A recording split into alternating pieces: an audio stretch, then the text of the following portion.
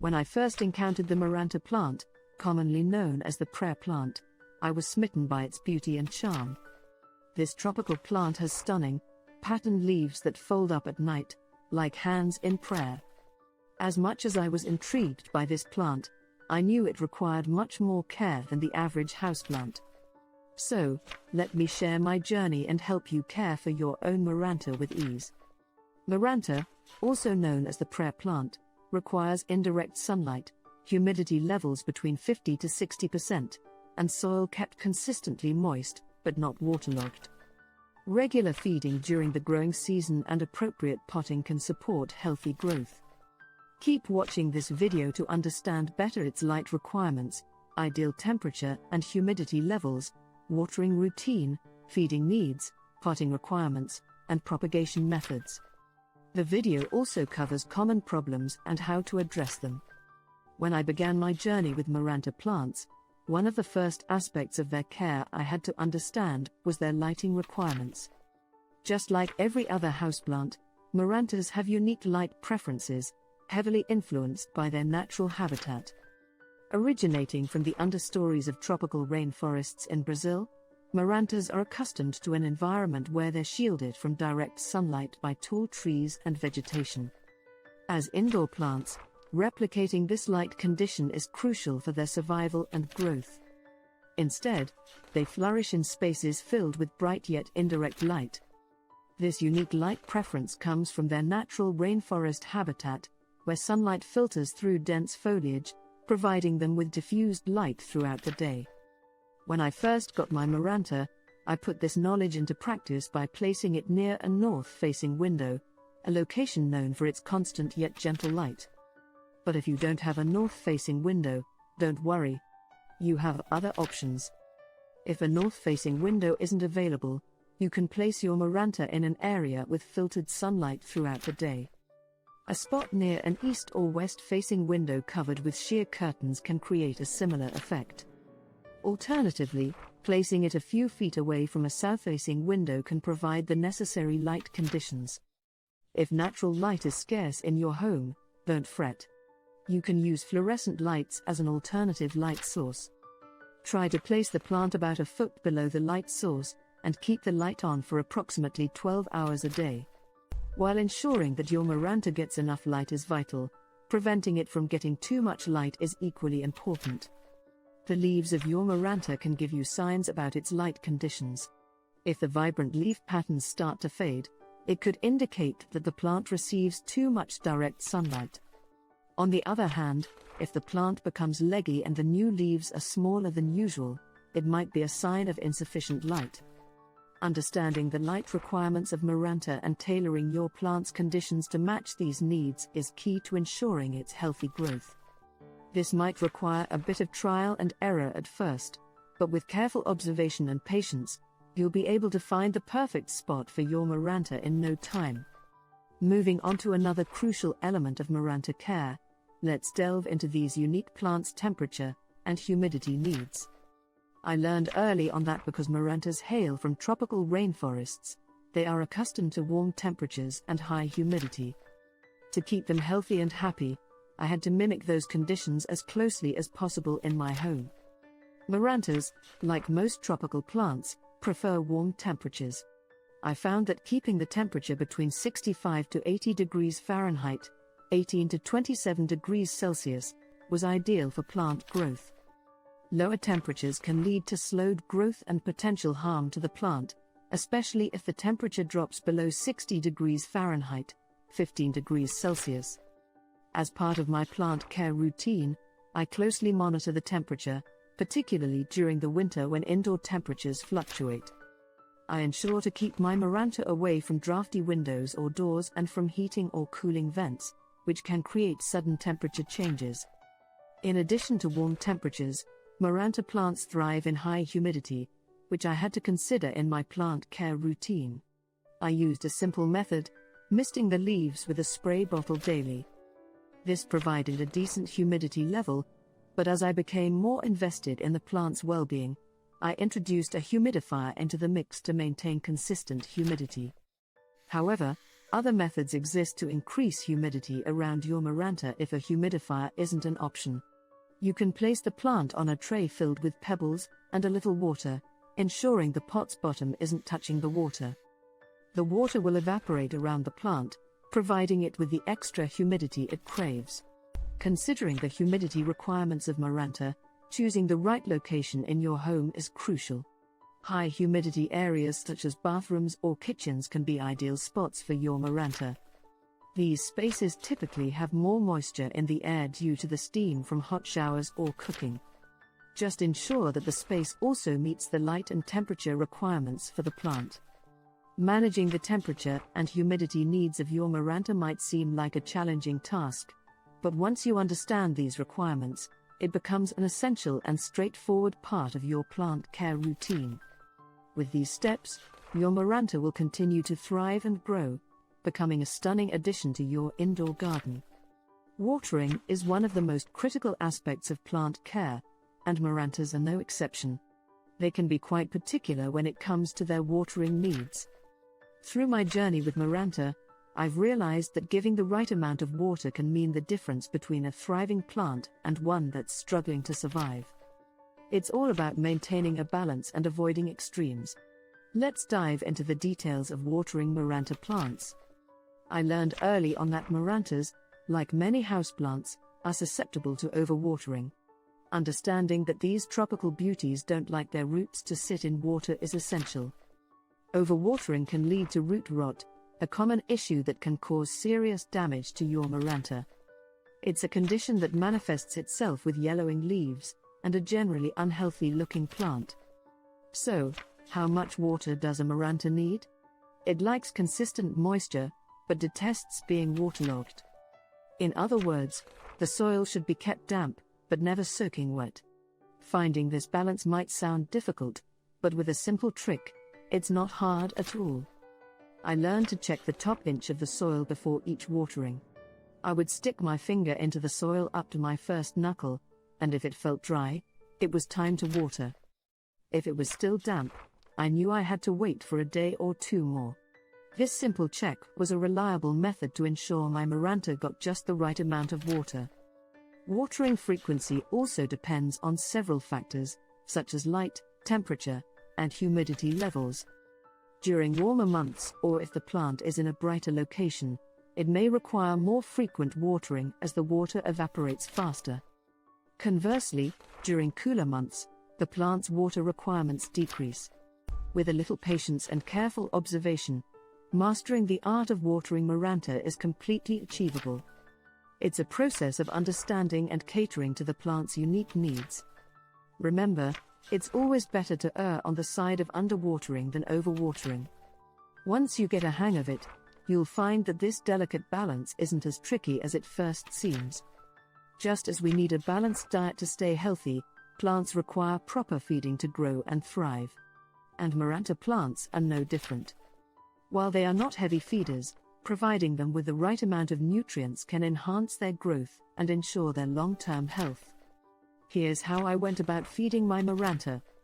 The feeding requirements for Maranta plants vary with the seasons. They have a particular growing season, typically from spring to early fall, during which they are more active and can absorb nutrients more efficiently. During this period, I fed my Maranta with a balanced houseplant fertilizer once a month.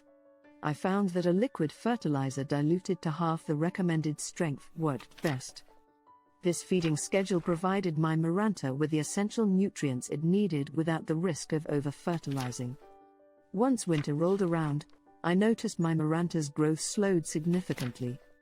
This is normal, as Maranta, like many plants, enters a rest period during the colder months. As the plant's activity decreases, so do its nutrient requirements. During this time, I reduced the feeding schedule to once every 6 weeks.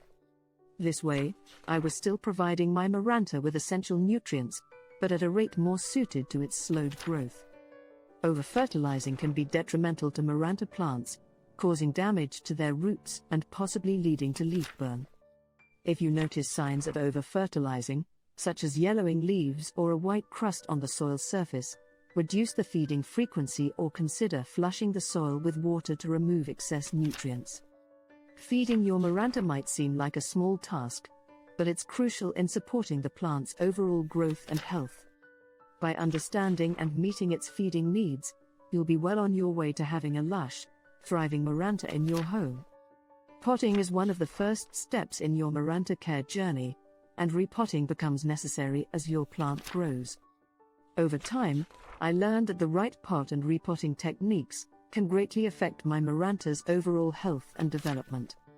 Here's how I navigated through the potting and repotting process. When I first got my Maranta, I knew I needed to provide it with a pot to support its growth and cater to its needs. What I found was that a pot with good drainage was crucial. This is because Marantas, like most houseplants, are susceptible to root rot, and excess water sitting at the bottom of the pot can quickly lead to this problem. In addition to good drainage, the size of the pot also matters. I started with a pot that was big enough to fit the plant comfortably, and its root ball, giving it room to grow, but not so much that the soil would stay wet for too long. Marantas prefer a well-draining potting mix that can hold enough moisture without becoming waterlogged. I found that a mix of peat-based potting soil and perlite worked great. The peat retains moisture, while the perlite aids in drainage, preventing the soil from becoming too soggy. Repotting Maranta was an important task I had to learn. While these plants don't have to be repotted very often, it becomes necessary once every 12 to 18 months or so, usually during the spring when the plant grows.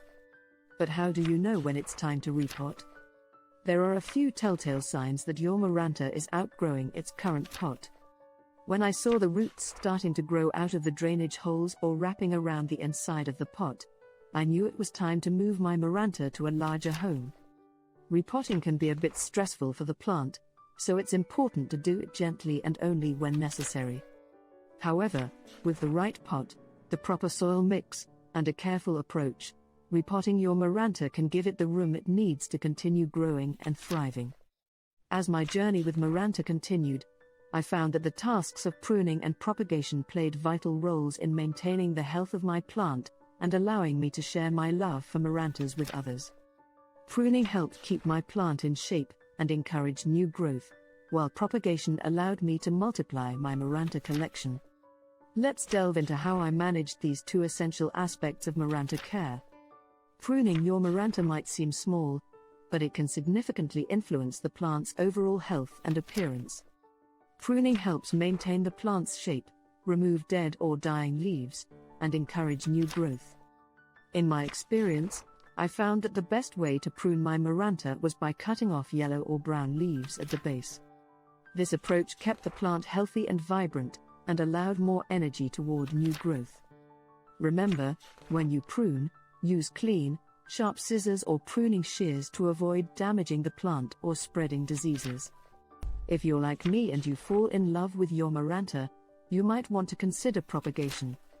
It's a fantastic way to expand your collection of Marantas, or share these beautiful plants with friends and family.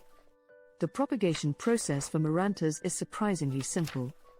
I started by choosing a few healthy leaves from my plant, ensuring they had roots attached. I then placed these cuttings in a glass of water, ensuring the roots were submerged, but the leaf was not. After a few weeks, I started noticing a new root system developing. Once the roots were a couple of inches long, I transferred the new plants to potting soil, and voila, I had a new Maranta plant. Just like us, plants can experience a range of health issues. Throughout my journey with Maranta, I encountered some problems that initially worried me. However, I soon realized these were common issues many Maranta owners face. I successfully navigated these challenges by observing my plant closely and responding to its needs. Let's delve into some of the issues you might encounter and how to address them. One morning, I noticed that the leaves of my Maranta were curling, which was out of the ordinary. After some research, I discovered that leaf curling can indicate underwatering or low humidity. Marantas come from tropical rainforests where the humidity levels are high. They may respond by curling their leaves when they don't receive enough moisture. I increased the misting frequency to address this issue and kept the soil evenly moist. It took a bit of adjustment, but soon, my Maranta looked much happier, and the leaves uncurled. Another issue I faced was yellowing leaves. It was disheartening to see the vibrant green leaves turn yellow. Yellowing leaves in Maranta can be a sign of overwatering or poor drainage. Overwatering is a common problem in indoor plant care, and Marantas are especially sensitive to it. It can lead to root rot, which in turn causes the leaves to yellow and the plant to wilt. To tackle this problem, I made sure only to water my Maranta when the top inch of the soil felt dry, which ensured I wasn't overwatering. Moreover, I double-checked that my plant's pot had sufficient drainage. A pot with good drainage is crucial as it allows excess water to escape, preventing the soil from becoming waterlogged. Over time, I also noticed that the tips of some leaves were turning brown. After researching, I learned this could be due to several factors, including low humidity, over-fertilization, or even tap water filled with chemicals. To address this issue, I tried to increase the humidity around my plant, cut back on fertilizing, and started using filtered or rainwater for watering. It took a little time, but eventually, I started seeing improvement. Understanding and dealing with these common problems are part of the Maranta care journey. It is essential to remember that plants communicate their needs through subtle signs like leaf curling, yellowing, or browning. By observing these signs and responding appropriately, you can ensure your Maranta continues to thrive. Taking care of a Maranta plant might sound a bit challenging, but trust me, the reward is worth it. Watching your Maranta thrive under your care brings a unique sense of joy and satisfaction. And let's not forget the beauty it adds to your home with its vibrant leaves and peculiar prayer-like movements. So, now that you know all the ins and outs of Maranta care, it's time to bring this beautiful tropical plant into your home. With just a bit of effort and attention, you can master the art of Maranta care and have a lovely, thriving plant that will surely catch everyone's eye. Happy planting!